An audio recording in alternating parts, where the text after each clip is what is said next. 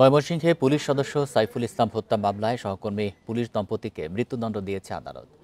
দুপুরে ময়মনসিংহ অতিরিক্ত দায়রা জজ আদালত 1-এর বিচারক হারুনুর রশিদ এই রায় ঘোষণা করেন। দণ্ডপ্রাপ্তরা হলেন কনস্টেবল মোহাম্মদ আলাউদ্দিন ও তার স্ত্রী নাসরিন নেলি। কনস্টেবল সাইফুল ইসলামের সঙ্গে আলাউদ্দিনের স্ত্রী নাসরিনের পরকীয়া সম্পর্ক ছিল। এর জেরে 2014 সালে আলাউদ্দিন ও তার স্ত্রী কৌশলে সাইফুল ইসলামকে হত্যার পর মরদেহ গুম করেন। এই ঘটনায় 4 জনকে আসামি করে মামলা করেন নিহতের মা। এদিকে নারায়ণগঞ্জের 2,500-এ ভাবি ও ভাতিজাকে হত্যা মামলায় দেবরের মৃত্যুদণ্ড দিয়েছে আদালত। দুপুরে জেলা ও দায়রা জজ আদালতের বিচারক আবু শামীম আজাদ এই রায় ঘোষণা করেন।